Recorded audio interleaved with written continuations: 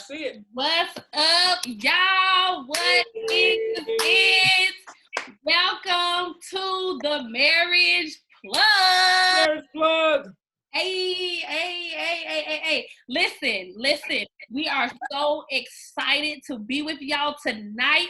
Thank you so much for joining us. This is TMP. Y'all need to hashtag TMP all day. Listen, this is the Marriage Plug, okay? Look, tonight you about to get all the details about what the Marriage Plug is, how we started, who are we, why are we together. You know, we might even drop some gems down on y'all about some relationship stuff and some other stuff, but we're gonna have some fun tonight. Yeah. So what is up, y'all? My name is Rebecca. This is my husband, Terry. and we are the Skinners. Yes. So if we just gonna talk briefly about myself. My name's Rebecca. Wait, let him on. Let him come on. What? Let me look. Okay, do we got some folks on here? Let's see if we got some folks. Let's invite a couple people. Let's warm them up. You know, let's get them in here. You right. Okay, we got 7 watching. We got 7 viewers. Come on. Give us a like and a thumbs up if you're watching right now. I want to see make sure they in tune. I want to see no thumbs up. I want to see no thumbs up.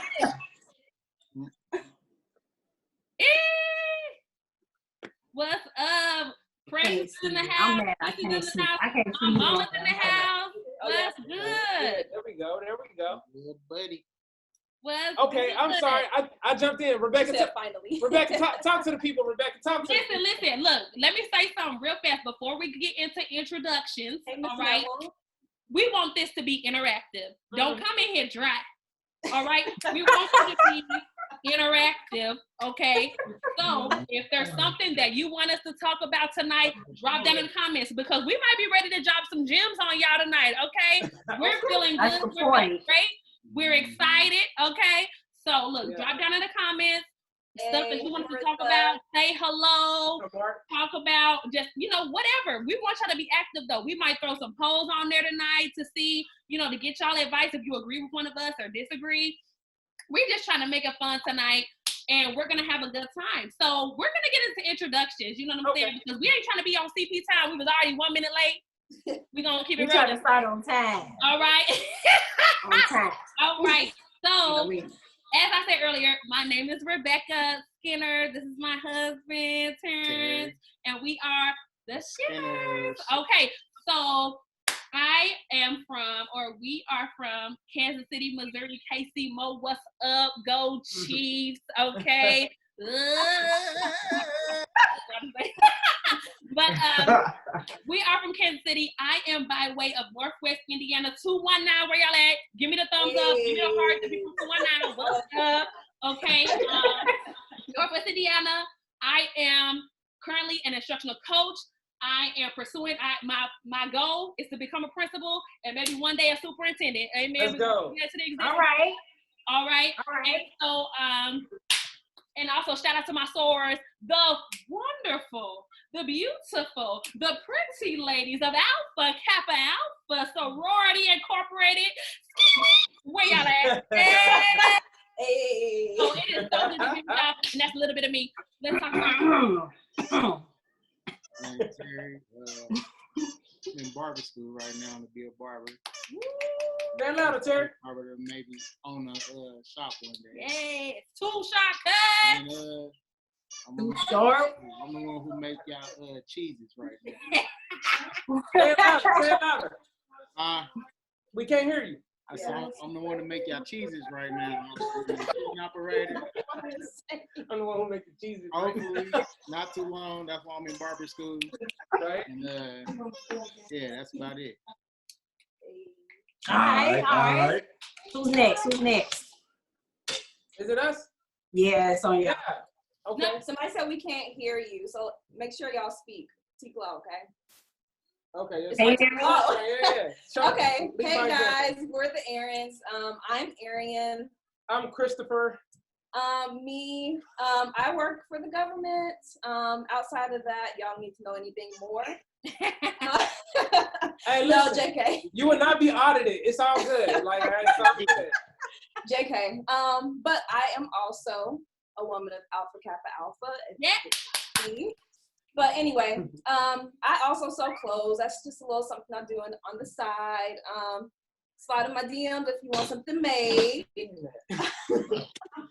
Only for clothes. But anyway, I make clothes, and that's about it. Right now I'm in school, you know, just trying to live my best life. That's enough about me, babe. Right on. Christopher Aaron, we are in Melbourne, Florida, but I am by way of Dayton, Ohio, home of the Wright brothers, where we take flight and excel.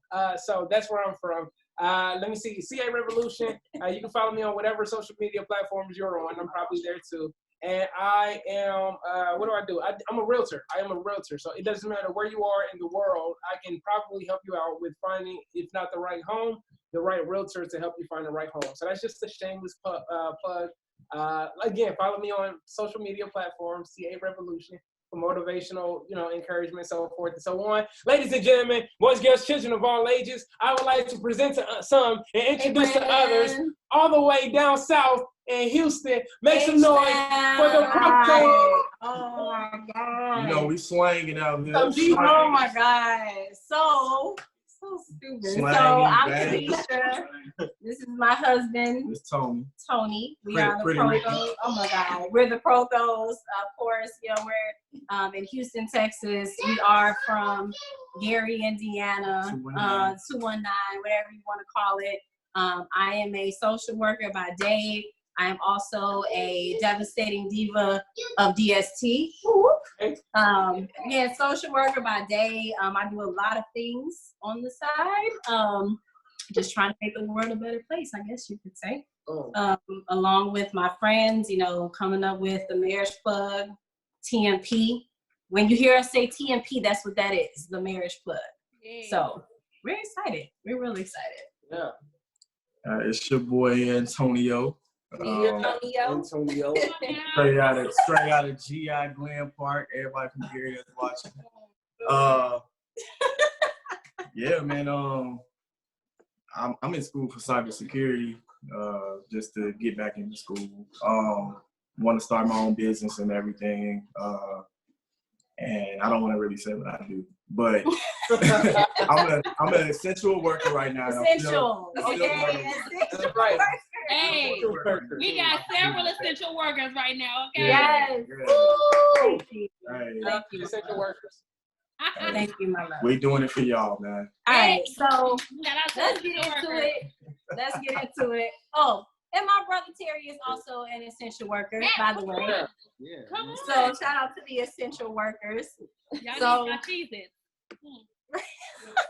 So let's get started. Let's get into the nitty gritty. Why did we start TMP, the Marriage Plug? So it really started by friends. So Rebecca, Arian, and I, we've known each other for a really long time. So it really started around middle school, right? We were on the track team in middle school. We got closer in high school. You know how sometimes people, grow apart after high school, going to college and different things like that. But for us three, it was the total opposite. Like, it's like our relationship just skyrocketed and went to another level. After we went to college, we got closer. We got married, and it's like, we really just developed a closer bond, closer relationship over, bonding over different things. And of course, bonding over being married for one, right? And I think that, throughout the, course of time, we've had different conversations, with each other. And I think it was really me and Tony that kind of, I don't want to say came up with the idea of the Marriage Plug, because we all had Okay, so me and Tony came up with the Marriage Plug, and I remember we were talking about something, which I don't want to say because that's another topic for another day. But we kind of brought that idea to everybody, and y'all were kind of like, I don't know if we want to do that. That is what you added on to that, though, to make us. Yeah. That's what made everybody be like, no, I'm straight. Okay, we're not gonna talk about that. We are gonna talk about that.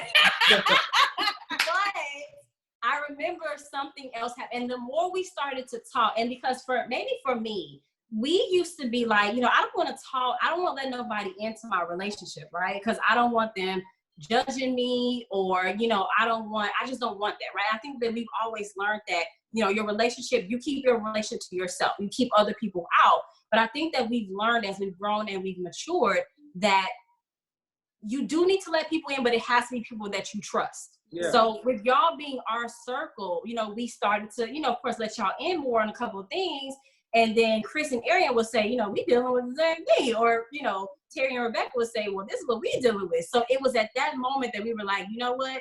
We probably do need to start something. And that is where the, TMP, the Marriage Plug, was birthed, because we decided, like, you know what? We're young, we're Black married couples. We're thinking of it like there's so many things that we didn't know. There were so many roadblocks that we could have avoided had we had conversation. Right. So that is what we're here for, is to let y'all in on things that we wish we would have known years ago. And by the way, my husband and I have been married for, it'll be 8 years in August. Woo! Really young. They the OG, the old heads. The old heads. We're the old heads of the group, okay? We've been married for 8 years. Not by much, but 8 years. Yeah. But in August. So that is the whole, that's what we're here for, is to be the plug for everybody else. It's for, of course, everybody, but we'll get into that. Yeah, and it was like we were, as couples, suffering in silence before we started sharing. And it was like, and you don't have to do this by myself, cuz. You know what I'm saying? Yeah, for real. We want to be the people we needed. At the beginning of marriage, in the middle of marriage, where we are right now, even before marriage, we want to be the ones that little Rebecca needed. All right, little Terry needed. Everybody else, the little Procos, the little Aarons, what they needed. Okay, so that's for sure. You ain't got to suffer in silence, boo. So remember, drop in the comments if there's something you want us to talk about. All right, you don't have to. Yep, drop in the comments. And I also want to say that some of us, and I don't want to pinpoint which ones, but some of us did marriage counseling, because I think that's also the idea, right? Is that you attend marriage counseling, and which you should, by the way, before you get married. Some of us did that. Let me just put that out there. Some of us did that. And we were still like, we all did? Yeah. Yeah. Okay. And we were still like, right? So that's what we're here for. So I think we kind of. I just wanted to say thank you to Kiera. She said you guys are going to help people a lot. Yeah. And that's our goal. And I'll let Kanisha and Tony take that away in a little bit. But, that's our goal, to help people. You know what I mean? Yeah. And not just say that, we're just going to go through this alone. Like you said, we want to actually help people. And the point of us doing that is for people to be able to feel some type of relief. Yeah. Right. So that kind of gets into like the why, right? The why is to, why we created this is because we wanted to be, for other people what we wanted, what we wish that we had. And let me also say that nothing is off limits, okay?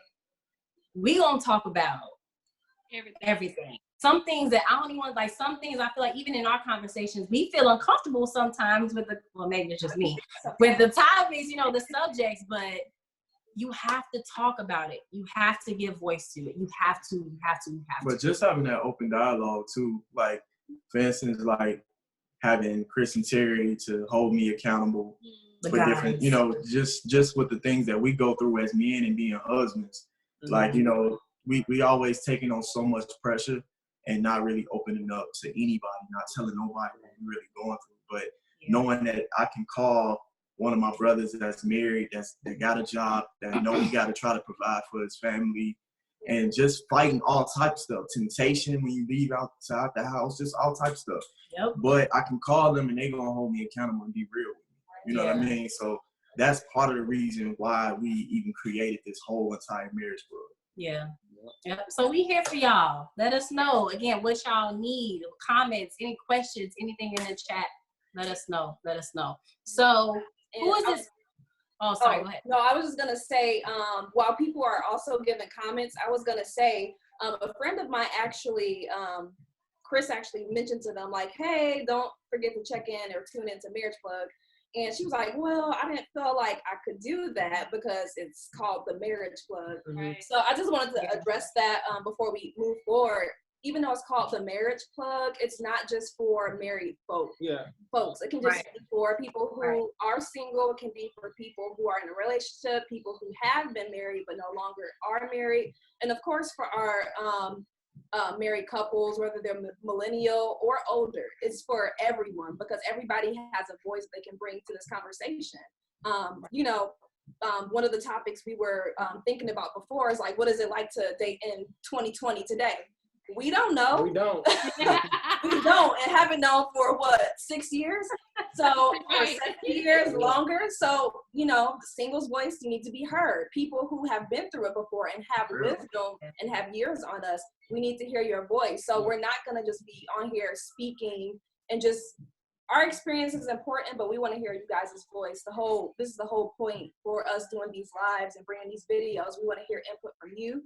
We want to hear your voice, and we also want to make sure that we can come together and, I guess, find a common ground on what it looks like to have a healthy and joyful and prosperous and supportive relationship. Yes. Absolutely. Absolutely. Even if you're single right now, what does it look like to date on purpose? Like, am I dating just to be dating, to have fun, or am I actually seeking out a marriage? Am I seeking out a long-term commitment? Even in this day and age when you got Tinder, you got Christian Mingle, you got everything under the gamut, you know what I'm saying?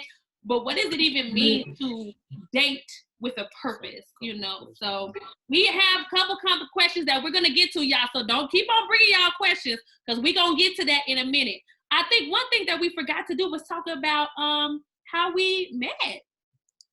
Yes. Okay. So who want to go first?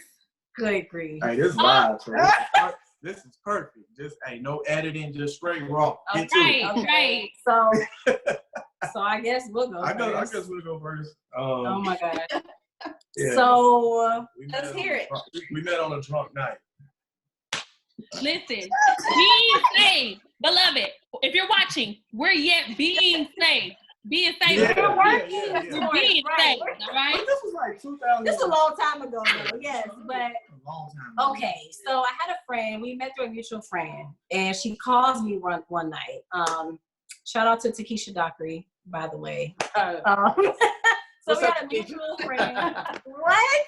If it wasn't for her, we wouldn't have met. We wouldn't even met each other, right? Okay. So she asked me if I wanted to go to like this, get together party or whatever. I didn't really want to go at first, but she said, I don't want to be the only girl. I'm like, you're right. I don't want you to be the only girl. So I went with her, and we didn't know where we were going. So we kind of like just waited. Like we were in separate cars. We kind of just waited at the beginning of like the subdivision part, and we were waiting for Tony and his cousin, right? It was even Fred. So his cousin to come in to the subdivision, and we were, I guess, too close by the entryway. And again, he was intoxicated. Okay, don't drink and drive. By the way, do not drink and drive. Okay, so he was intoxicated. He almost hit me the way I was sitting at the, I don't say intersection, the subdivision.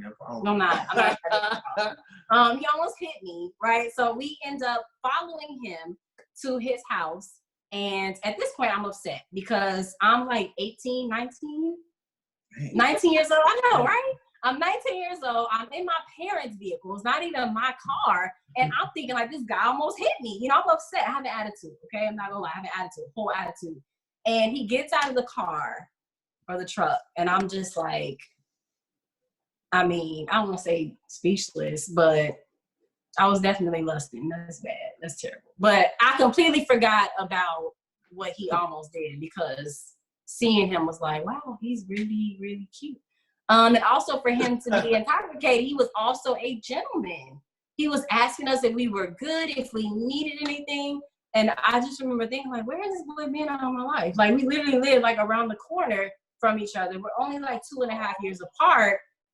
Why have we never, crossed paths? Come to find out, we were at 2 total, okay? You're from Northwest Indiana, there are some high schools that, I don't want to get into that, But he went to a high school that I was kind of just like, oh, okay. So that's why we never crossed paths.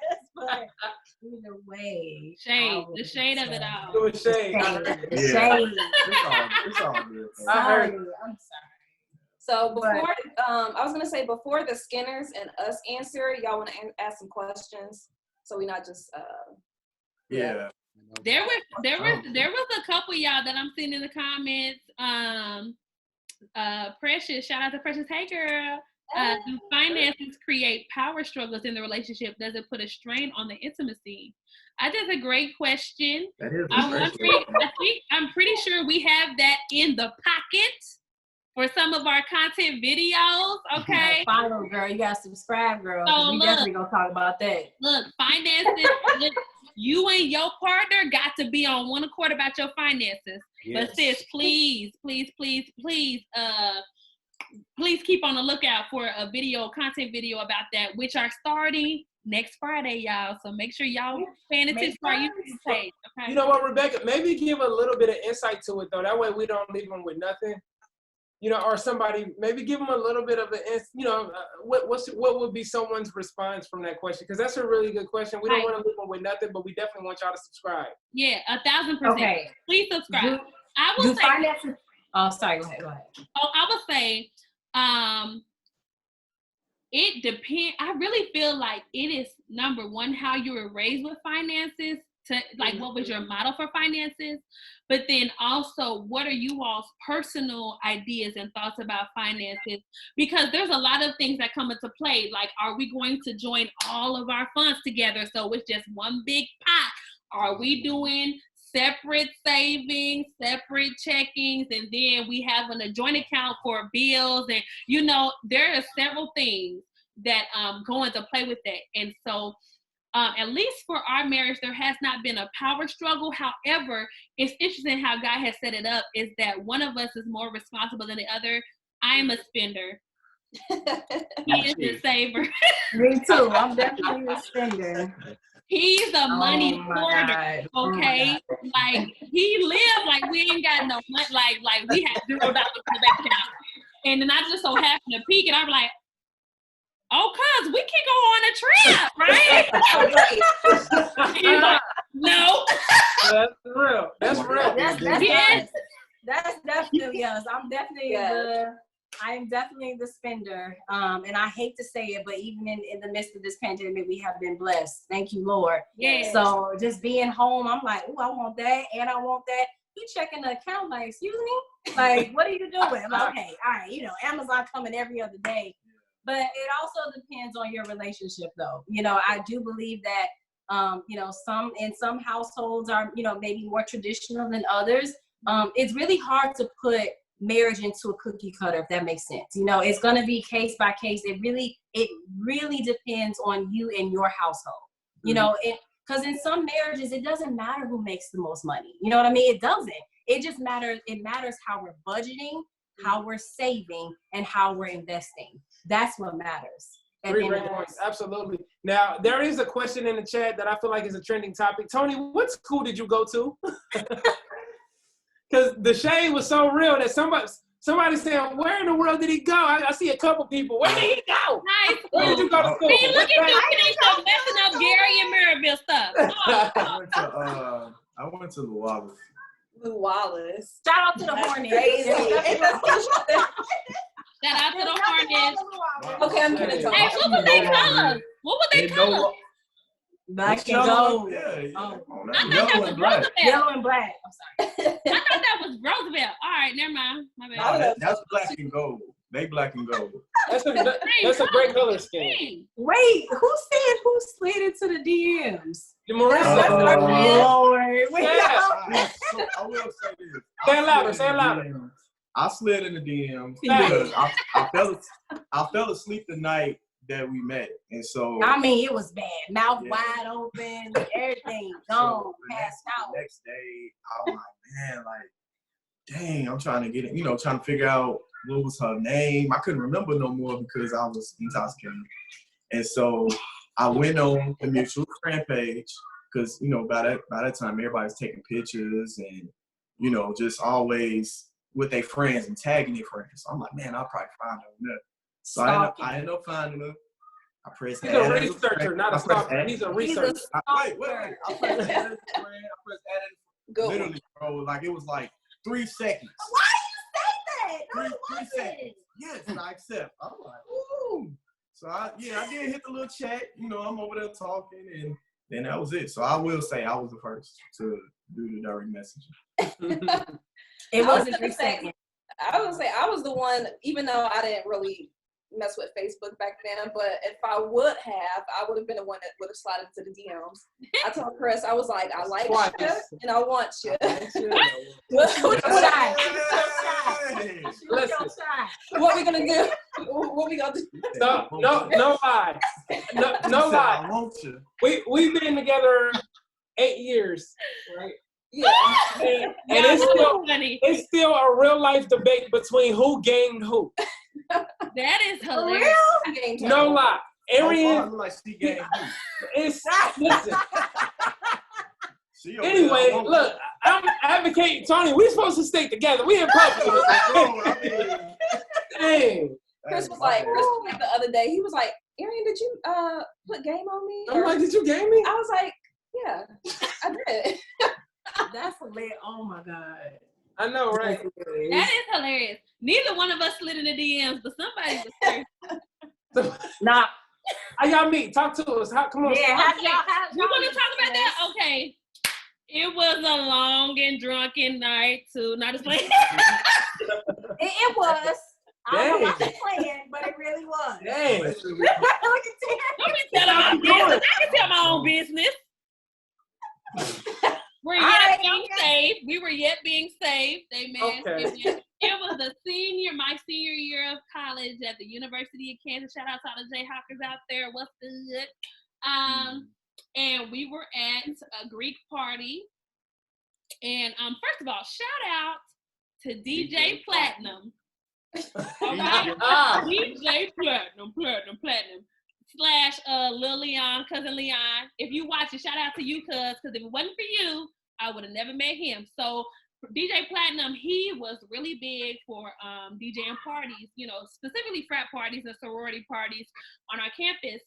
And so Terry would come and help him with equipment and pack up and, you know, set up all that good stuff. And so I lost my keys. And, you know, I don't know if, you know, I could have been, you know. Could have been. That's not how I remember the story. And, But go ahead. Go ahead, though. You steal my keys? Nah. Oh, he could have stole my keys, y'all, and I wouldn't know. For real. But no, my keys went missing. It was the end of the night. It was time to go home. I was with my girls, and I was like, yo, because my keys are not in my purse. And ain't that something? And so I go to the DJ booth. I'm like, yo, have you seen some keys to a Kia Optima? It's black. It's a thick key. I mean, I was just describing it, right? Midnight. And yes, Midnight. Shout out to Midnight. He brought me through some trials and tests. 2002 Kia Optima. Anyway. Oh, that's the important. And so Terry was like, if you give me, what you say? Go ahead, take it over. I slid in there, real player. That was smooth. Y'all see how he just got out? He slid in there. What? That was smooth right there. I would. And I slid over there. It's like, hey. What's up, JoJo? You got 2 choices. Hey. You want your keys, or you want to give me your number. You got to get your keys, you got to give me your number. Yeah, And one I choice. said 219-577-7381. Oh my God. Never number out the world. Yo. He thought it was a fake number, so he gonna call me at 4 o'clock or 3 or 4 in the morning. And I said, I'm saved. You ain't getting none of this good stuff. I was going out. I was already in Kansas City. I was already an hour away from where we were. Y'all. Brief synopsis of how we met. You guys, there's another question. So, what's the worst part? What that mean? Like Marriage. of marriage. What's the worst part? And I apologize if you see me looking off. That's what I'm doing. Okay. I'm trying to monitor the comments. So, what is the worst part of marriage? So I think for me, the worst part jump on this question. No, for me. Go ahead, Chris. You got it. Dang. So that's how it is. It got so hot just now, though. Like, Right. so hot. Like, nothing. That's the first answer. Nothing. But if it was a worst part, though, I would say, I think the worst part is understanding who the growing person is. So for me, I know who I'm married. I know who I'm gonna marry when I propose, because that's who I chose to marry. That's who I wanted to marry. I proposed because I want to marry, right? Yeah. But from that very moment after, and this is what I say. This is a little caveat. So in my mind, Christopher Aaron, I believe that a woman kind of prepares for marriage for all of her life, because that's what American society teaches, and maybe even everywhere. But that's what American society for sure teaches. But a man really has, from when he proposed until the day he gets married, to get ready for marriage. Now he can prepare, you know what I'm saying, as he matriculates. But for the most part, we got that time from when we propose to when we get married.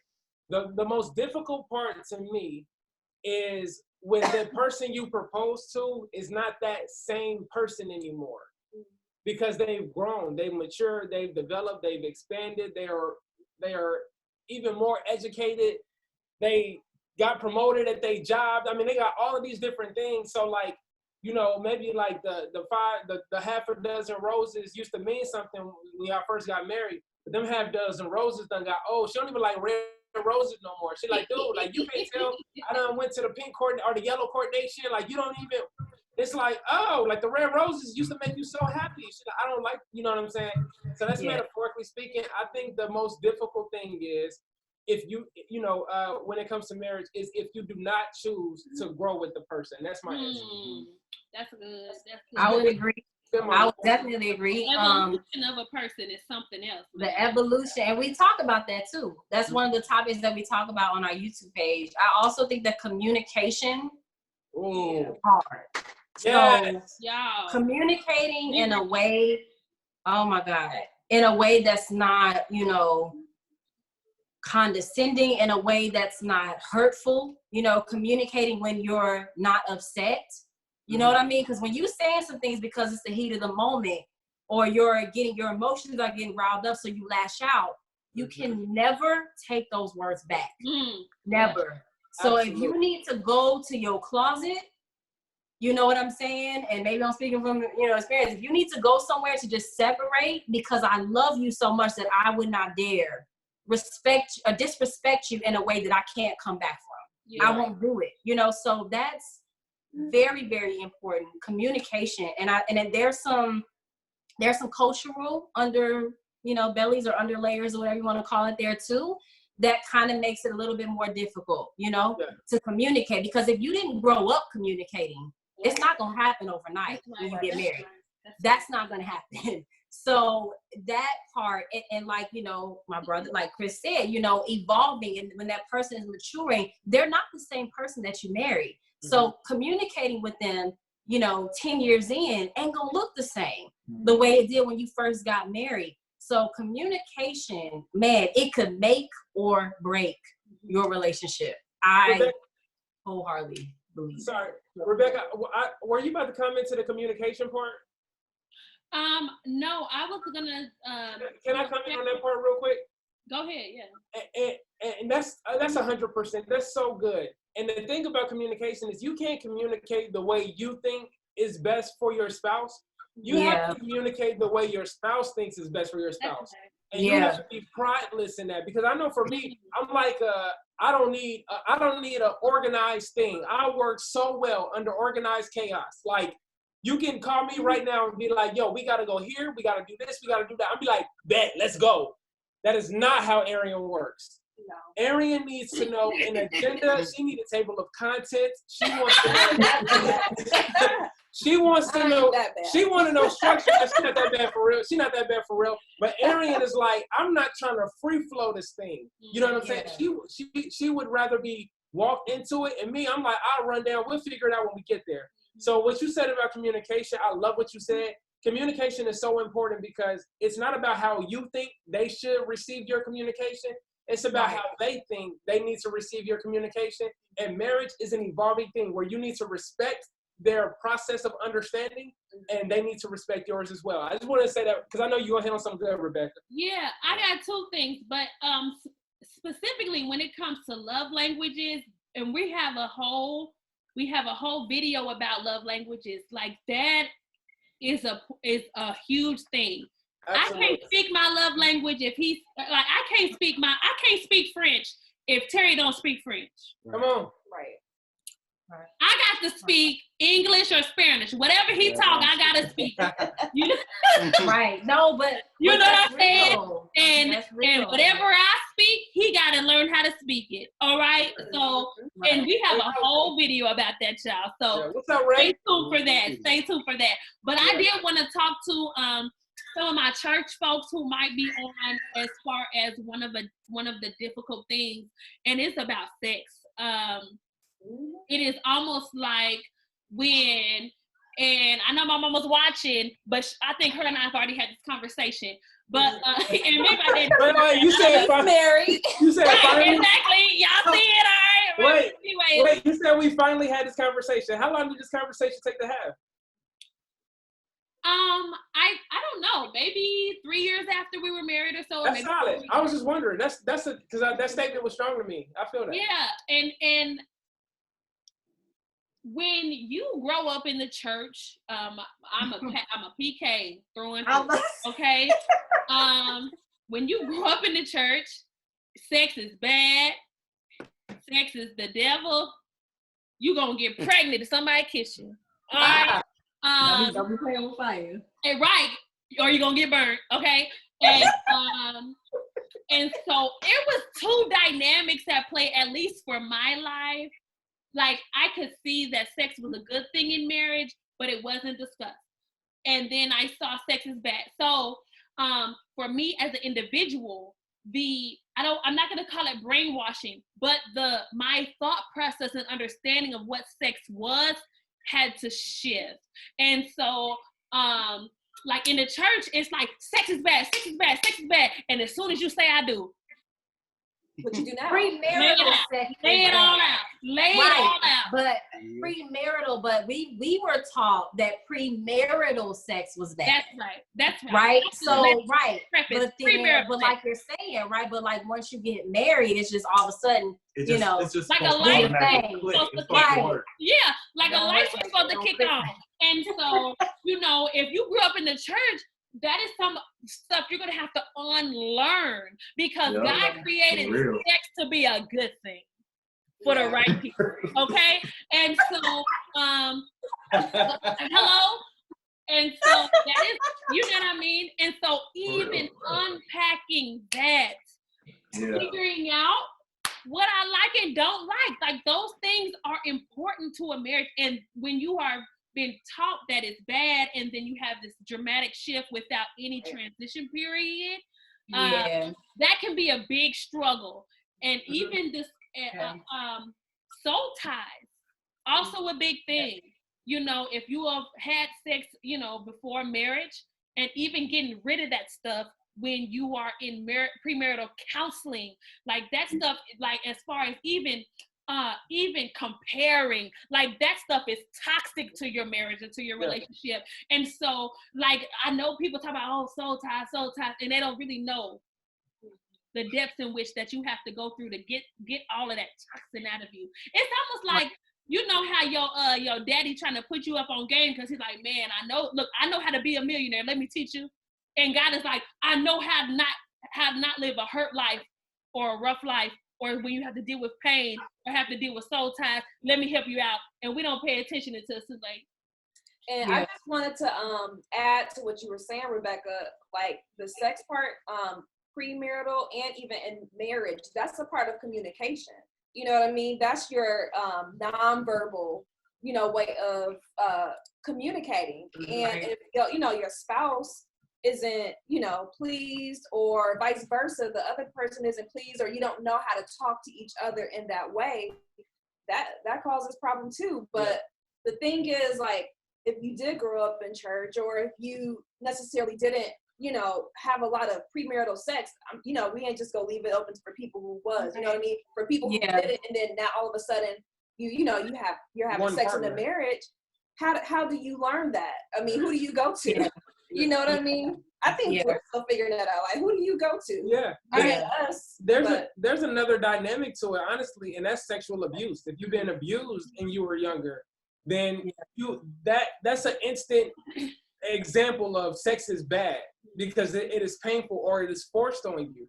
So how do I get comfortable this is another one, it's separate, but it's, you know, along those lines. If I've had multiple partners, how do I get comfortable with just one person and one partner within a sexual, you know, obviously within a marriage that is extremely, hopefully, you know, or debatably extremely sexual, you know, and all of those things are super important because the experience and the journey is so different. You know, you have people I know of couples who have been married, then they got condemned for having sex with their husband or with their wife.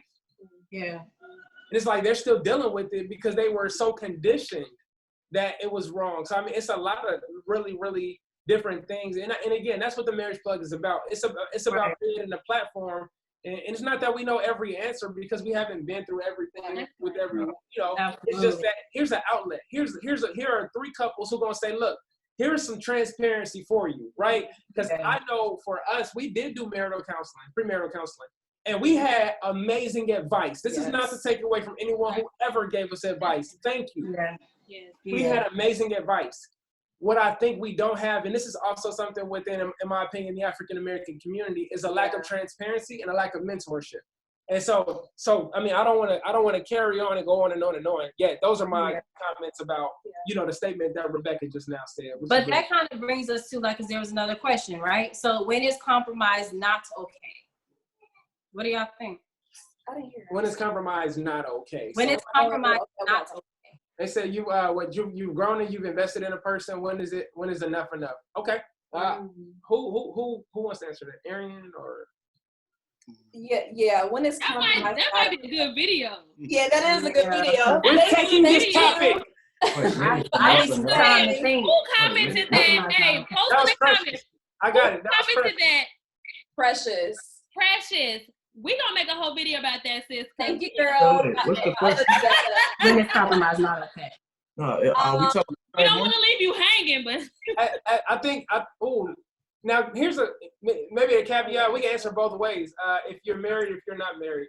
So whoever's going to answer. Go ahead. I'll do if you're not married. Okay, so when you're not married, this is just my thoughts. I feel like compromise really shouldn't be a thing. I mean, you can if you're in a relationship where it's, it's just gonna be you and that other person, and no playing the field if it's exclusive. But I feel like a lot of times we compromise too much when we're just dating. And I wanted to take the part before dating because me and Chris, we were exclusive, but things went bad. And I look back and was like, dang, I did this. I gave him my heart. I was there for him. I let him use my car to get to work. Facts. I did all this stuff. This is real life. And at the end of the day, he dumped me. I did. And what did I look like? Boo boo the food. But you was pretty. Ooh, that was rough. Yeah. She's like, nah, don't touch. I was with you. Yes. But no, so I think a lot of times. What do you say? I dare you dump Ariel after she gave you her car. Right. Thanks, Terry.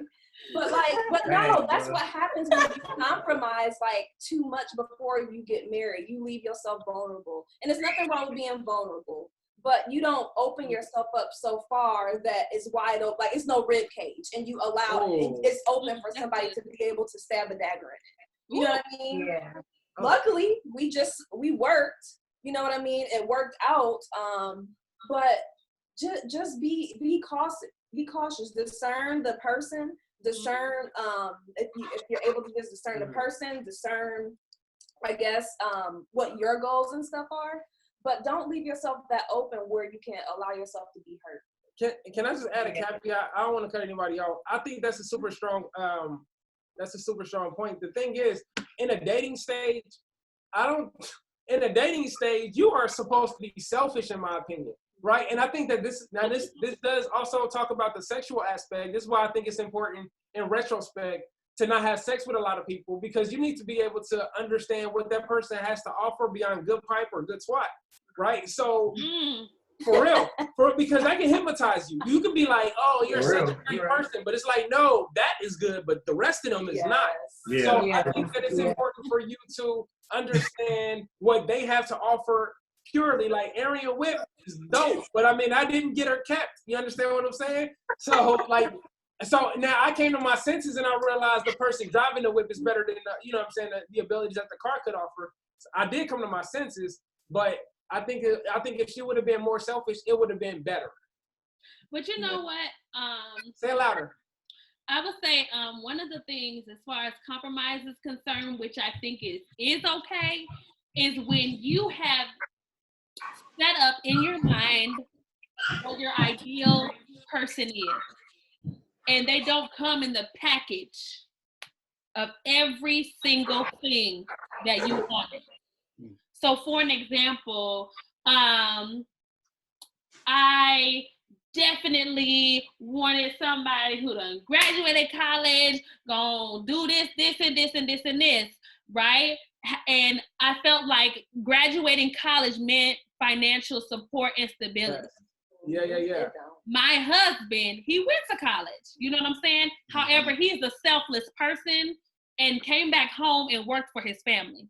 Okay, because he was the big brother.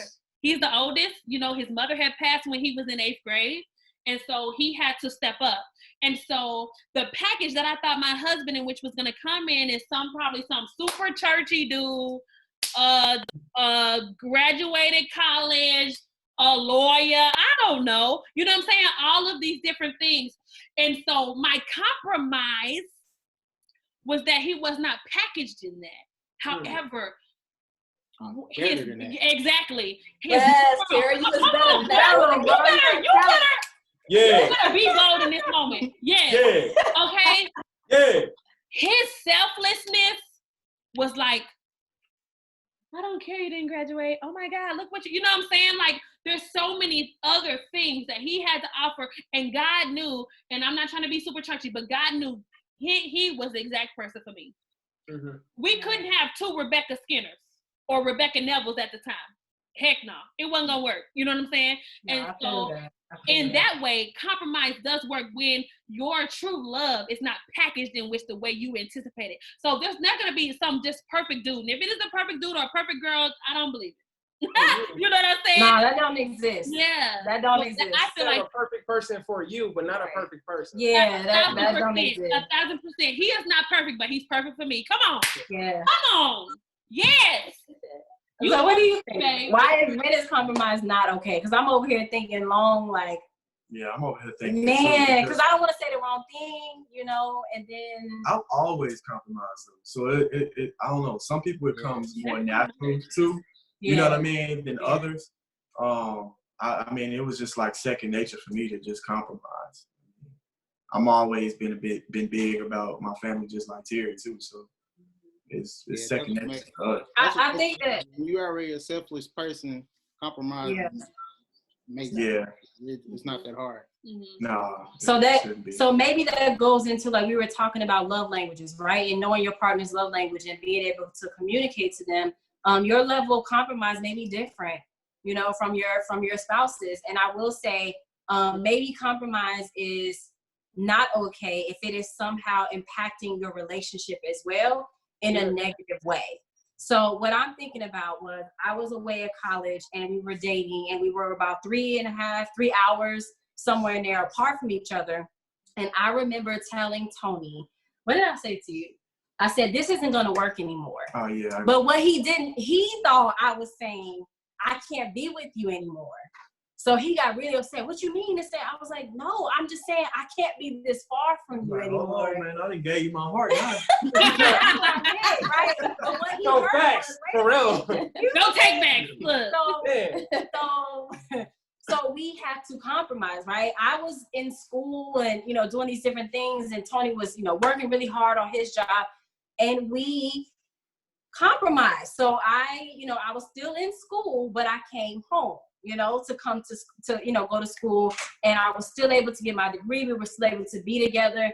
So it kind of just, it also depends, of course, on the relationship. But again, keeping in mind that your spouse may just have a different level of compromise than you, and that is okay. And I was driving to Ball State every other weekend. 3 hours. You know what I mean? So that was a huge compromise. So I could have just been out clubbing, doing whatever. Yeah. I made sure that I was driving.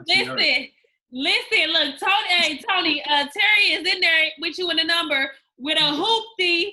Okay, if it rained or snowed, he had to make sure he got there before it started. Right. Driving an hour and a half to come see me.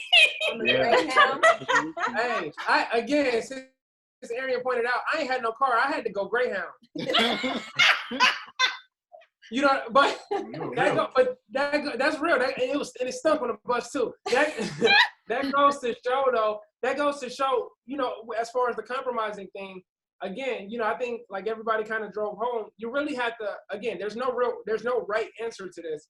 You just have to really be able to self-analyze. And I think if you can flip through the pages and still find yourself, and you like who you are, then I think you're doing a good job. Yeah. I think if you feel like I am watered down, I am tainted, I am not happy, so forth and so on, then maybe you wanna readdress, you know what I'm saying, what's going on in your relationship, and reevaluate the standards.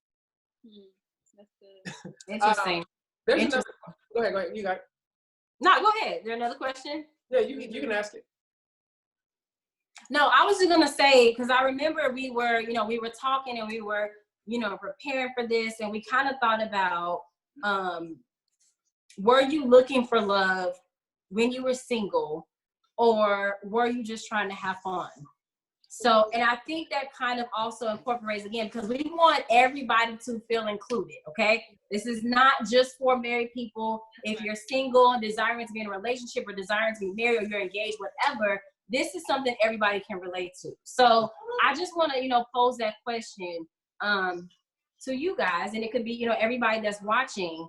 Were you looking for love when you were single, or did it just kind of, you know what I mean? Because and I think one of us mentioned, like Christian Mingle, and there's different, dating sites out here, because sometimes you come across people who are actively looking for a relationship. Given that we've all been married for different, amount of times and years, were we doing that? Were we looking for love when we came across each other? Because I'm trying to think, if I'm speaking for myself, the answer is no, absolutely not. Absolutely not. I was gonna say, before we go into that, Kanisha, one of the questions was, when is sex okay in a relationship? It's from Kevin. He's from Georgia. We got Georgia in the house. Yeah, Georgia.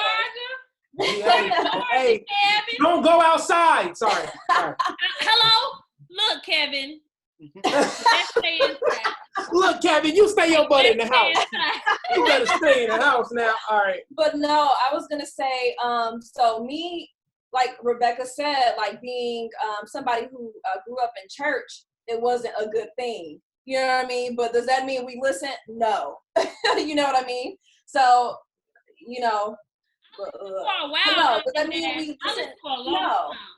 Exactly. But no, I was gonna say, if that isn't a strength of yours, because not everybody has the same strength. Not everybody can, hold out until marriage. You know what I mean? So if you do that, of course, be smart. I mean, that's just sex 101. Be smart.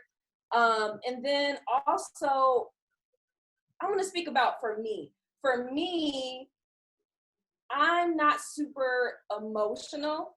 So me knowing that, I wasn't necessarily emotionally very open or vulnerable. So for me, that saved me, if that makes sense. Whereas some people, they can just be very emotional and open, and if they have sex too soon, and it doesn't work out, it can just drag them through the mud. So I would say make sure you're ready, know yourself, learn yourself. Yeah. Can I speak to that? Yeah. Really briefly, and this is a transparent moment. I did not wait to have sex. I had premarital sex, and I am a very emotional person, and I was not ready. And I believe I preached a sermon about it actually at my daddy's church.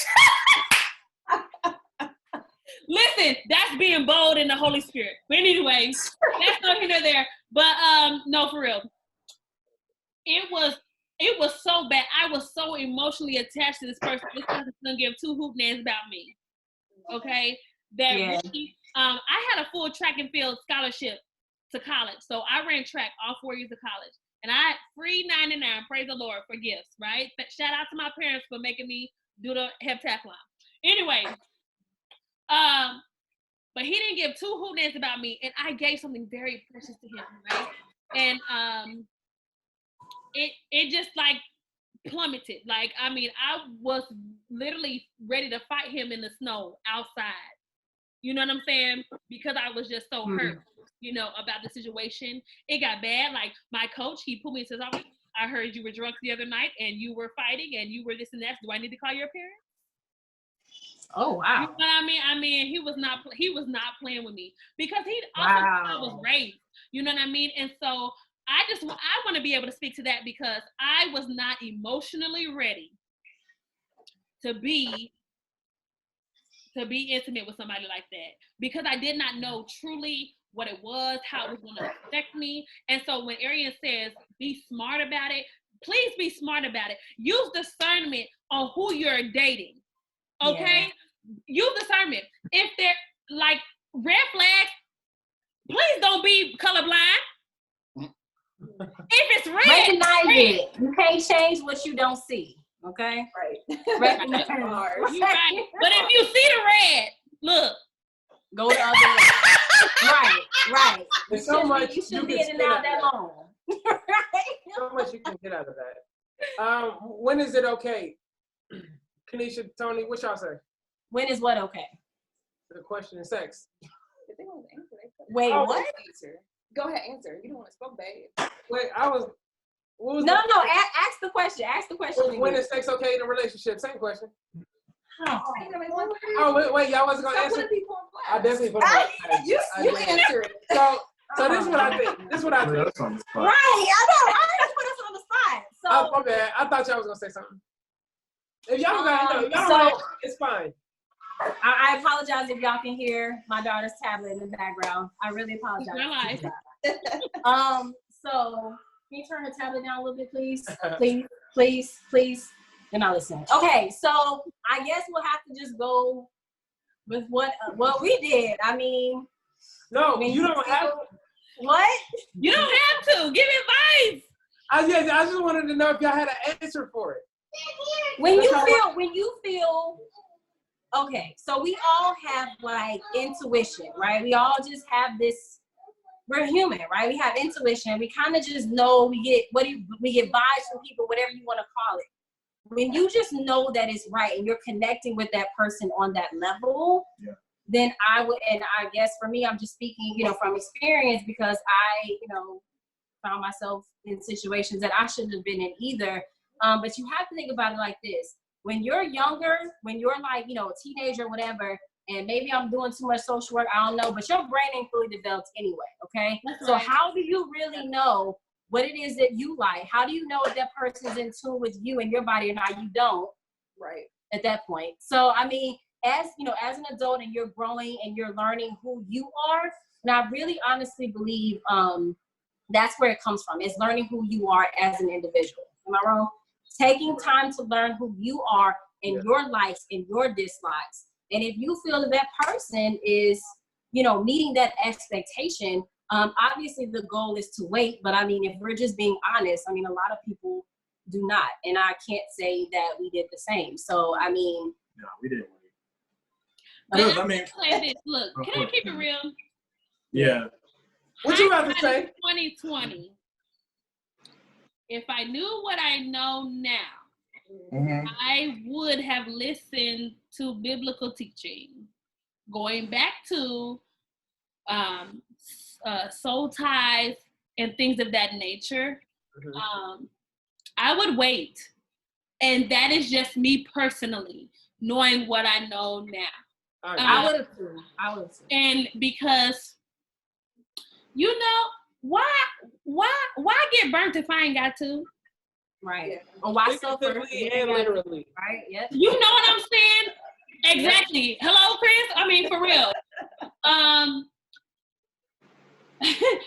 And it's only like you don't really truly understand it unless you've dealt with it and gone through it.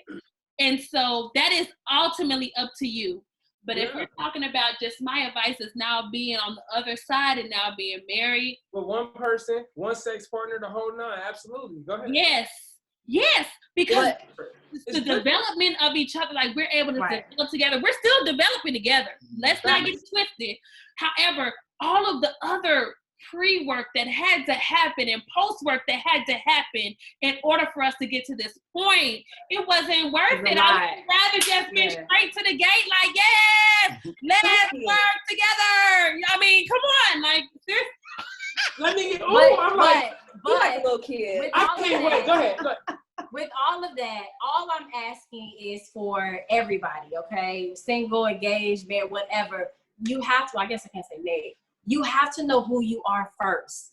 Like, I cannot stress that enough. Knowing who you are as an individual first. Doing some self-reflective work before you get out there. That's all I'm asking. How many people really do know who they are? People first? don't. That's what I'm saying. You gotta do that work. Listen. Because it's a no-brainer that you may possibly get hurt if you don't even know who you are. You're going to. So You're going to, right? It's inevitable. Learn who you are first. Listen. That's where that comes from. Because there's so many, when you know who you are, there's very little that you put up with. So let me just start there. When you know who you are, when you're doing the work for yourself, whatever that means to you, if you've had trauma in the past, go to therapy. If you know that there's certain things that you need to work on for yourself, then do that. You haven't done the work on yourself individually, but you're out here dating people. That don't even make sense. You know what I'm saying? You have to know who you are first. And I'm not saying that we were perfect by any means, but I am saying that it took a lot of personal work for me. And Tony knows this. You know, when I got to college, there was a lot of stuff, or maybe from, high school, whatever. There was a lot of stuff that I just was not dealing with. Yeah. But it came from me just spending time with myself. I'm not dating nobody right now. I'm spending time with me. Yeah. You know what I'm saying? I'm spending time with me. I'm spending time in the presence of God. I'm doing all these things to learn who I am first. If you're doing it the other way around, it's almost inevitable. You are going to hit some roadblocks because you don't even know who you are. So I think that is first and foremost. Hey, Christian, he ready. Look at his face. Listen. Like a little kid, y'all. Listen. Hey, this is such a real conversation, especially if you were promiscuous. Yeah. You know what I'm saying? Being real, especially if you were promiscuous.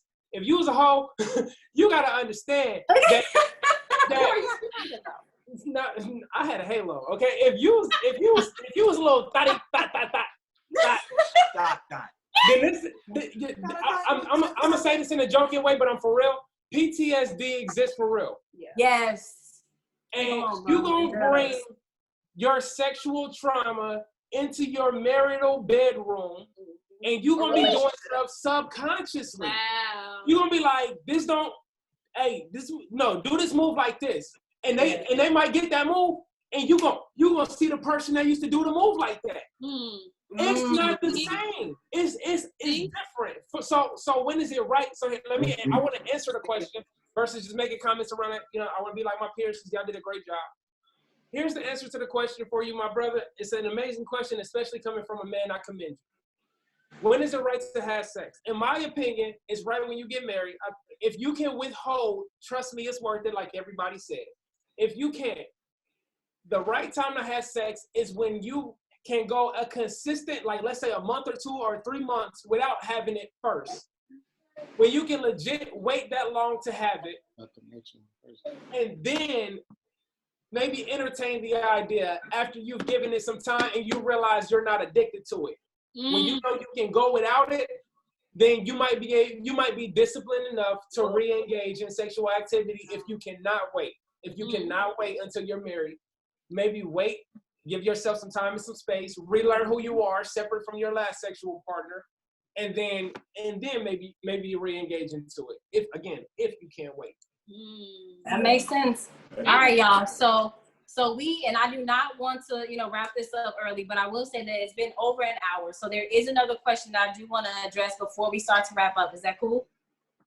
We Or do y'all want to keep going? I got time, space, opportunity. We can't go nowhere. Okay. All right. Exactly. All right. Exactly. True. Maybe wrapping it up. Okay. But there is a question that I do want to address. So were there any people that disagreed with y'all dating or getting married? And if so, how did you feel or respond? Was there anybody that disagreed with y'all dating or getting married? My people was pushing me to, no, that's a good woman. My brother told me, and that guy was getting around. He said, hey man, look, hey, I'm gonna tell you now, look, big bro. He said, I know the difference between the good one and the bad one. He said, you got a good one, you want to keep her. Like, bro, you want to lock that one down. So my people was pushing me towards it. I think my people were pushing me towards it, but just a little funny story.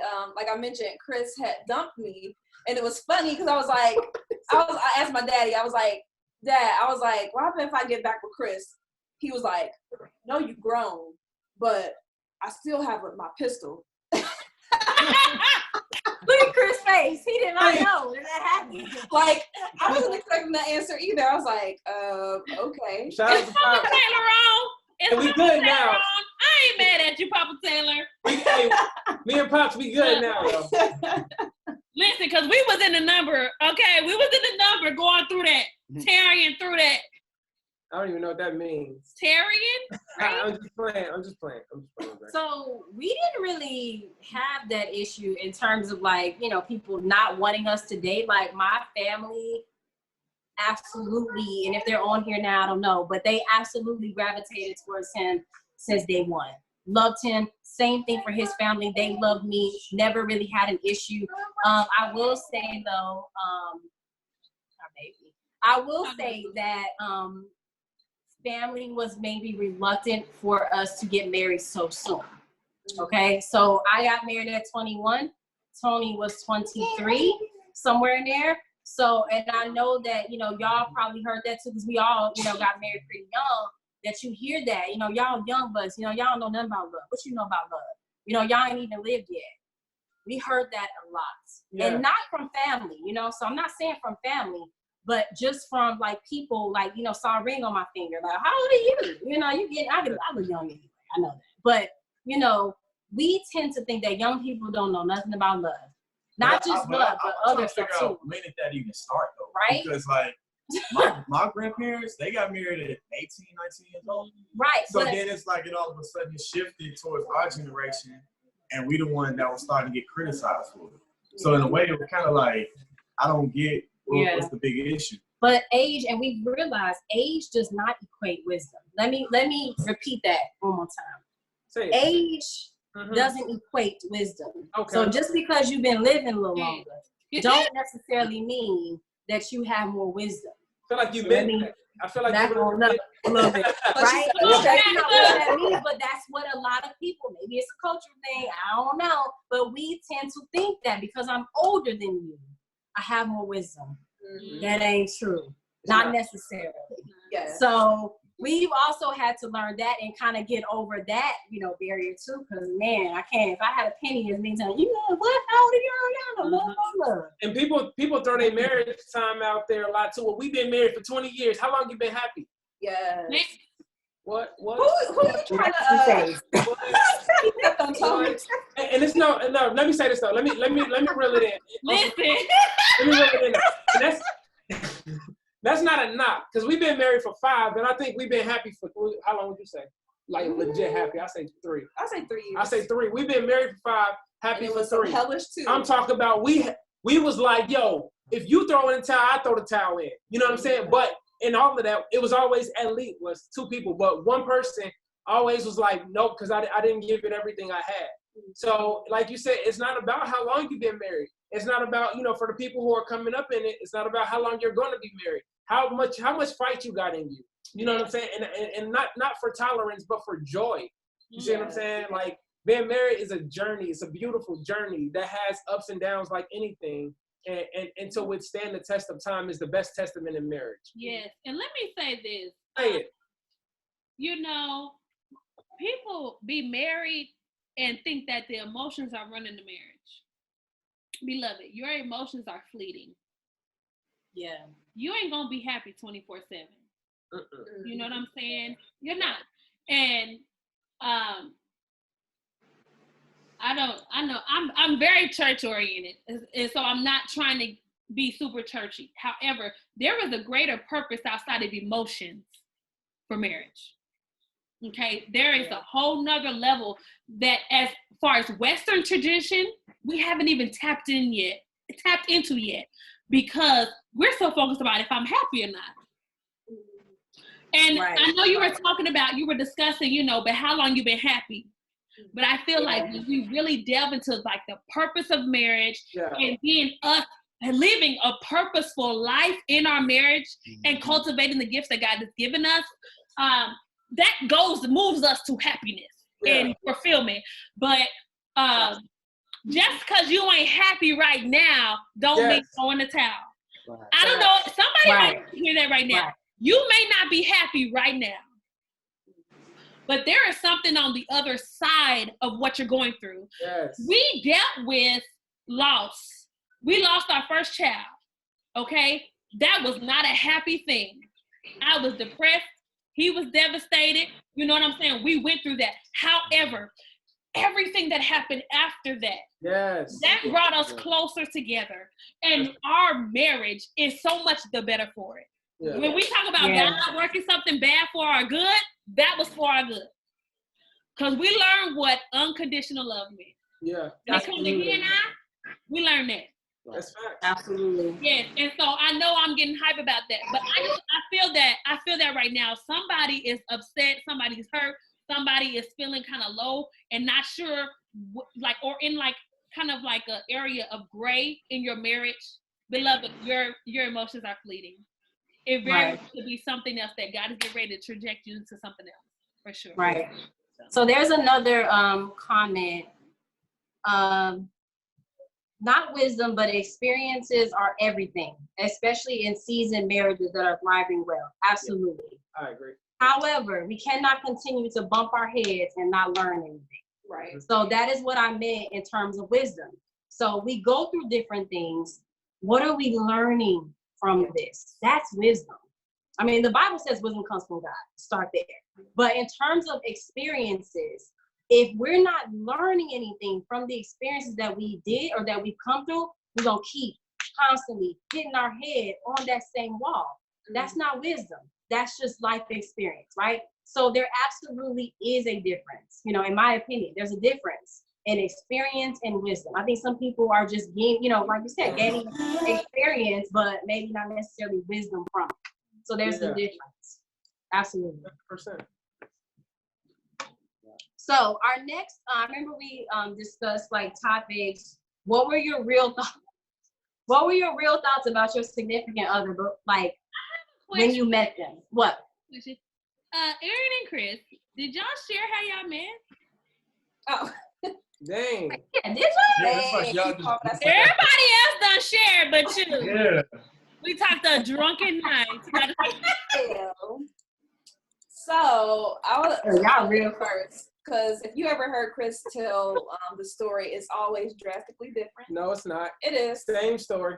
Okay. So so anyway, we first met in the cafeteria. We call it at the HBCU we went to, Central State University. Shout out to my HBCU. I love my HBCU. But we met at the caf, and it was a girl who introduced me to Chris. And she was like, I was sitting by myself. It was after 8 a.m. class. And she was like, Arian, come sit with us. And I was like, okay, cool. So I went to go sit with them. And this dude over here talking about, I guess, salvation and how people, how you saved, what's your relationship. And I was like, first of all, I just got out this 8 a.m. Spanish class. Nobody trying to hear all that. Spanish. It wasn't Spanish. It was Spanish. That's the only class I had. Hold on, wait. That was Chris that came to you?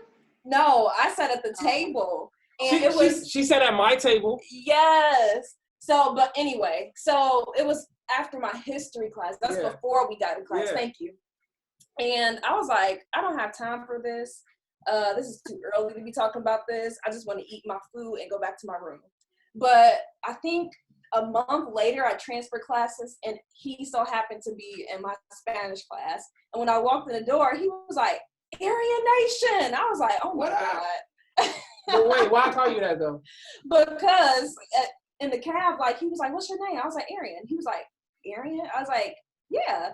He was like Nazi Germany? I'm like, yeah, I guess so. He was like Aryan Nation? I was like, I mean, yeah. He was like, oh, okay. So he just like blast out in class, Aryan Nation. And I'm like, oh my God. So after that, we spent a lot of time. You can tell that part. I don't know that part. Let me tell you on a real story real quick. So first of all, Arian stalked me. She came, like she said, she came to my table to sit with me. Then I went to Spanish class. Then she just randomly showed up. She wasn't even on the attendance sheet. So I'm scouting. I'm prowling. I'm looking around who the baddest girl, because I need somebody to teach me Spanish. And boom, she walks in. And I'm like, oh, we got a winner. So I'm like, yo. So I'm like, what up? So, of course I shout her out. I'm like, what up? So, I asked her, I'm like, are you good in Spanish? And she's like, yeah, I took 3 years in high school. So I'm like, cool, you want to be my Spanish tutor? She's like, yeah. So I always tell people, she taught me Spanish, and I taught her the language of love. And that's how we met. Right. Yeah. So who didn't answer the question? If anyone disagreed with you dating or marrying each other, and if so, how'd you respond? Who didn't answer? I don't think anybody disagreed. I think the only person that had somewhat of a disagreement. No, she said who didn't answer. Oh, we didn't answer. Oh, okay. Sorry. Nobody. Wait, no, it had to be Terry and Rebecca. Oh, it was Terry and Rebecca. Talk about that. Y'all didn't. That's y'all. Y'all need to answer, people. Oh, okay. So Get them. That's right. They're trying to get away with it. We're not answering that one. Nah, yeah, you are. Nobody disagreed. Would you say anybody disagreed? Nope. Nobody disagreed on our end. I was gonna say two things. On Kenisha's end, I was surprised, but I didn't disagree. I was surprised. Well, this is the first. She doesn't know that. Uh-oh, I'm just gonna. I was surprised. It was nothing against Tony. I was just surprised because, we're all pretty much the same age as far as the girls. Well, actually, everybody's pretty much the same age, but as far as the girls are considered, I was surprised. However, I wanted them to win. So I was right there. She was my maid of honor. Rebecca was my maid of honor in my wedding. I was there front and center, child. However, one thing, and I don't know if this is a negative thing, and Terrence, you tell me if I received it that, but several people asked if I was pregnant when we got engaged. Yeah. Say it loud, Terrence. I said, yeah, that's nigga. I had to check a couple people for that. He got to check people. He checked somebody when he rubbed his beard and said, I had to check it. Right? Yeah, I had to check Yeah. I mean, I know that happens in the world today. Some people get married because they pregnant or some situation, but that wasn't our case. Right. And it almost felt to me as though like he only gonna marry me because I'm pregnant. And I did take offense to it. I'm like, why can't he just marry me because we're in love and we believe that God has called us to be together. Right. So that was something that kind of threw me off. So it wasn't that they opposed us being married, but it was almost like we had an ulterior motive for getting married. Mm-hmm.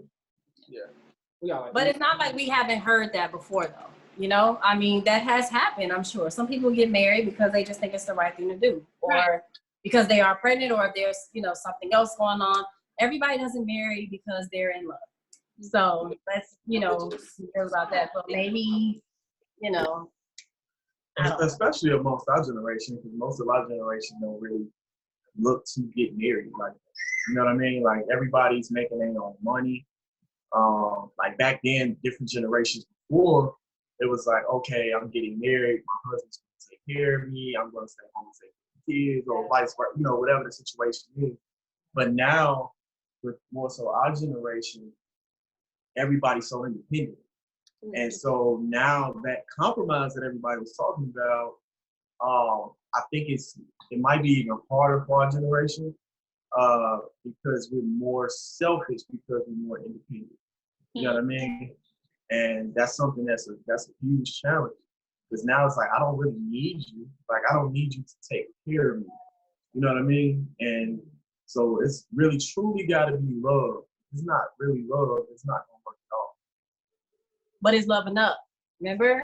We were just having that conversation, 2 days ago? Yes. Is love enough? But see, that's the part that Chris was talking about when it comes, Chris and Rebecca was talking about when it comes to work. You got to still put in the work. But it's love enough. And my friend Precious, she actually put this comment on there. Limitless 120 is her encouragement post, or what she does to encourage people. But anyway, she asked that question like a month or so back. She was like, she was basically asking what's important in marriage, just to leave it at a surface level. And like Tony said, you triggered me to think about that. People feel like they, especially women, especially Black women, we feel like we just got it all together. We figure like we feel like we don't need anybody. And I would say like in our marriage, just up until recently, you know, we were making the same thing, but what does that look like now, you know, that I make more? You know what I mean? Am I gonna have that mindset that am I gonna have that mindset that I don't need him and I'm the one that's doing this, so I don't have to listen to him, I don't have to respect him, you know? And I think we get so selfish and so I guess in our head and thinking that we better than we really are. And at the end of the day, we need each other. Yep. If you're in a relationship, if you want to be in a relationship, if you are married, you need the other person that you're with. Otherwise, you wouldn't have been with them. It's something that they have that can help propel you. Yeah. So figure out what your commonalities are. Don't look at, oh, I make more than him. You know, don't look at, oh, like with me, oh, she's not outgoing. You know, don't look at those things that separate you guys. Yeah. Look at the things that can help you guys and build you up and make that a solid foundation. Yeah. But remember that you're on the same team. Yes. Yes, that's what we So are. we were just having this conversation a few days ago. You are on the same team. I don't care if you make $100,000 and he makes 10 a year. It doesn't matter. You are on the same page at the end of the day. Salary, that's minimal compared to the grand scheme of marriage and what you are truly trying to accomplish. Mm-hmm. Those are small things. You know, they could get sick one day and that could be out the window. You got to make sure that you're keeping your mind on the prize at the end of the day, that is being happy together. All right, you are on the same team at the end of the day. Yes. We got so how like Brother Malcolm. What? Oh, I'm like, what you said? No, you said he thinking. Tony was looking. Hey, Tony got one in the chamber. I'm gonna hit him with this quote. At the end. Hey. You need to let it loose, guys. I got one for him right now, man. I got one. Yo, but ain't wrong with this one. Like, right. But Kanisha said something so real. If we don't experience it right now, you missing the moment. If you thought money was gonna save you right now, save your relationship. Hello? It's not out here with their spouse in the house and miserable. Mm-hmm. Hey, listen. Right now. Hey, I ain't gonna lie. My fault. I would say, prime example of us being in this quarantine. Y'all, why is it that even just researching divorce is at an all-time high? Because we spending time together? That's backwards, right? That's backwards. Come on. I don't got no help up in here. Oh my God. Okay. No, so I know. Forgive me. It's just so no. You good. And I think that some people forgive me, but I'm just saying. What I'm saying is this, y'all. What is everything happening right now? Instagram, Facebook, TikTok, Snapchat. You're all displaying things, and more things. Things ain't gonna keep you healthy, beloved. Things ain't gonna keep y'all together. When we got it, what happens when you stuck in the house and you got the deal with your spouse all day? Come on, definitely all day. All day, 24/7. They ain't going nowhere, and neither are your kids. Hey, rub my maybe leg. it's just me. I want to be quarantined with my spouse. Hello? Be an essential worker. Yeah. So. And this is the whole word, and which is coming out May 1st, our first one. But I don't want to talk about it, but I'm just saying, what happened? Don't you dare leave this season the same way you came in or worse. Yeah. For real. You know, I actually like my spouse. I actually love my spouse. So it's a whole new level that we're going to while we're being quarantined with one another. But I just wanted to share that as far as like the money part. Like money ain't gonna buy you this as far as happiness and being able to copacetically be together. Yes. I talk too much. It's not. We got And one that's more it. question. We got one more question in the group, and then we go from there. It says, "How do you define love or being in love?" Define love or being in love. So I think for me, the answer to the question is something that Tony can answer. Why do you keep pushing it to me? I come back around. Because Tony doing that, Tony like this. Tony like, he got the Morpheus right here. Like, I feel like he got some game. That's my Malcolm It X. looks like you Keep throwing the got baton at people. Ooh, gang. Ooh, gang. Tony thinking. He got one in the chamber. I can't wait. I'm like, It might not be on that subject though. Right. you're right. Right. You're definitely right. I usually feed off everybody else. So Right. I don't know. Like for me, I think, of course, everybody's going to use the main example. Love your spouse as Jesus loved the church, and then like that's the first step. But then beyond that, I knew that I was in love when nothing else truly really mattered to me outside of like her. You know what I mean? Because like I never like really wanted to give my time to people like that. I give them a little bit of my time and I'm out. But with her, it was more so like, man, I can't get enough of her. Like I'm willing to kill and die for her. Sorry. You know what I'm saying? So it was a little bit deeper for me. And then I had a great example also with my parents too. You know, they were married for 40 years. So I had that example seeing my father love my mother, and I wanted that same type of, love one day for my wife and for my kids and so on. But for me, being in love, like that's something that nobody can break that bond. That's just something that's truly genuine. That's something where, like I said, you're willing to die and kill for them. You're willing to make any sacrifices possible for them. You know what I mean? Like, I'm just being real. Like, because, like I said, at the end of the day, we all individuals and we all selfish. So you got to think of them. Every time you do something, you still got to think about the person that you're with. Yeah. If you're in love. And if you're not thinking about them, then you got to kind of second guess it and start thinking to yourself, like, am I really in love or if I'm in lust? You know what I mean? Like if I'm just enjoying the sex or if I'm just in, if I really want to be with this person for the rest of my life. Yeah. And I think for me, and Tony knows this and I've shared this with him several times, but for me, anybody that knows me knows I am an only child.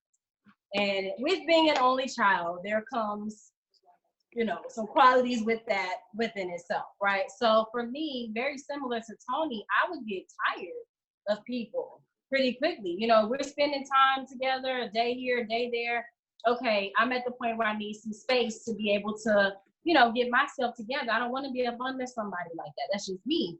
Yeah. So I remember when I came home, I was again away at school. I came home for the summer when I was at Ball State in Indiana. So shout out to the Cardinals. So I remember we were spending time every single day, y'all. There was not a day that came that Tony wasn't outside and we were gone all day together. And I remember it was like maybe 2 or 3 weeks, and I remember the exact place where I was. I was standing in the middle of my room, and I remember, thinking to myself like, dang, I've been spending a lot of time with Tony. I think it's it's time for me to take some time to regroup, do some things for me, self-care, get a massage or something. And my mind literally drew a blank. I could not fathom what my life would have been like without him not being there every single day. And that to me was like, whoa, you know, that kind of really took me aback. Like, I think I'm in love with this dude. Like, that is the first. You know, you think you're in love with somebody when you know, in high school and stuff like that. But when you experience real love, your brain cannot fathom this person not being there every single day. Oh, that's another level. So it's kind of one of the things, like, when you know, you know. If you got to think about it, it ain't real. Let me just put it out there. Like, if you got a second guess, if you have to think about it, it's not real. And I'm going to just keep it at that. For me. I can't speak for nobody else. That story will never get old, because I know how he is. Like, KP don't play no games. She said, oh, that was dope. All right. Yeah, I agree. Hey, that was it for me. So. As far I as, would say. Hold on, Sarah about to go. Oh, sorry. as far as like from a man's standpoint, Say it louder. I said I agree with Kanisha as far as like but from like a man's standpoint, like when you going through your things that you like to do, like I like to play basketball. Back then I used to love clubbing and want to help my cousin there and all that. And then you get that phone call, you like, hey bro, you going to the club tonight? You're like, nah, I'm chilling with Rebecca. I'm sick. When you start changing stuff up in your regular life for that person that you want to spend time with. Yeah. Now, when he said, I'm willing to kill it, something else. I know, right? I said, you willing That's intense. you willing Hey, I'm That's like Gary. But I think about it though, like we become let us get up over here so I can, you know. but we like lions though. You know what I mean? Like we Yeah. we watching over our house, we protecting our house, we doing any means necessary to protect y'all. You know what I'm saying? So if somebody come in, we're gonna be like, oh well, I'm sorry you walked in the No, dude, I'm not asking no questions. Like, you out of here. Yeah. That's just how I go. It just got real serious. But that's Right? real, bro. That's real though. Hey, that's But, what I mean, that's what this I'm was willing for. He to- was but if you think about it, like that's like, for instance, if a club had a shootout or something. And I remember we went to a club when my cousin got married. I'll never forget. And like it was some guys, they was fighting in the club. And usually I would like, you know, back then when I'm single, it was more so like, oh, we out. You know what I mean? Like we gone. But I couldn't find my wife. So I'm not going nowhere. I don't care who doing what. I'm there. Like I'm about all the smoke. I'm about everything because I need to find my wife. Because at the end of the day, when we got to the altar and we married, her father trusted me with, you know, her life. You know what I'm saying? So it was like, this is my responsibility and I have to own up to it. Yeah. You know, and that's just what it comes down to. Oh, real love from the pro Hey, days. come on up in here. This Wait, we can't hear you. I was thinking, I said, this is such an interesting question as far as defining love and being in love. Mine's wasn't defined. I'm just His wasn't defining. Go ahead. Go ahead, define it. Go ahead. I ain't gonna answer. Bro. I said what I said. It's just characteristics of you knowing that you falling in love. Yeah, I ain't gonna go into the question. You can take that one. Oh. She is weak over there. Well, while she gets all that out, Right, get herself together. I would say, like, for me, I'm gonna keep it like short.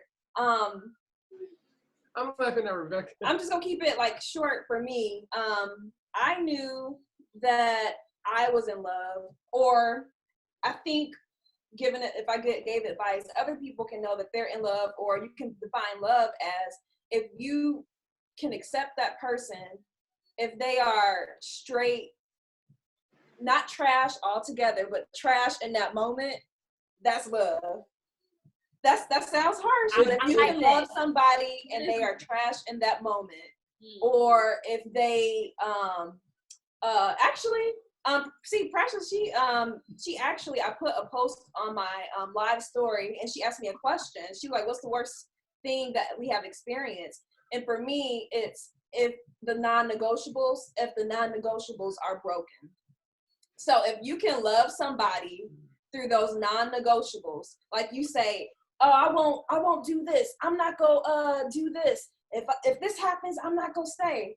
And if you end up staying, you can either be thought of as stupid, or you can be thought of as, okay, this is marriage, and can I deal with this? Is this gonna break me down? Is this going to take away, in a sense, my identity and what I believe I stand for? And I feel like if you can say, no, it's not going to, then, I feel like that's love. That's love. If you can look at like the bad things in the face and be like, I'm still gonna rock it out. Why she look me in my face? I agree. And I saw your face, Chris. I saw your face. But I agree with that. And that kind of brings me to a point that, like, the person that you love, right, fell in love with, is not gonna always be the same person 10 years down the line. Yeah. So when you are able to see that person's flaws and you still say I'm rocking with you through everything, that is truly love. Yeah, that is truly love. I agree with that. And that's the thing, y'all. Love is a choice. I feel that way. I do feel that love is a choice. You know what I'm saying? I am choosing to say yes through thick and thin. I'm with you. I got you. We gonna be in this for the long haul. Even when it hurts, we gonna be in this thing, because you know what? Nope, I'm not gonna be churchy. Never mind. God bless you. But you are correct. Love is a choice. But I had a question a little earlier and we didn't answer it. Maybe because we already have that, question. We're supposed to be answering that in our YouTube page. Correct me if I'm wrong, but is love enough? We said that love was a choice. Is love enough to sustain a marriage? No. No. Because I agree. I mean, it's not. At the end of the day, it's not. Like, you got a whole lot of other things that come into that package, okay? Communication, past traumas that will eventually rear its ugly head in marriage is going to happen. Get ready. It's kind of one of the things, like, you just got to get in the seat, put your seatbelt on, and get ready to ride at the end of the day. But are you willing to also take it to that next level? So if we do need to go to couples counseling, or if I do need to take some time for self-care for me to bring myself back, because I can't keep giving to you out of an empty cup. It takes work. So yeah, love is not enough. Say even not married. Right. In a relationship is work. Right. Like, legit, if you're not willing to work on your relationship and the development of it, like, let's rethink about being in a relationship. I'm breaking up with him because he don't check all my boxes. For real? Come on, sis. And I think somebody said it earlier, as far as you so focused on being in a relationship and you're not doing the self-work and the hard work that needs to occur.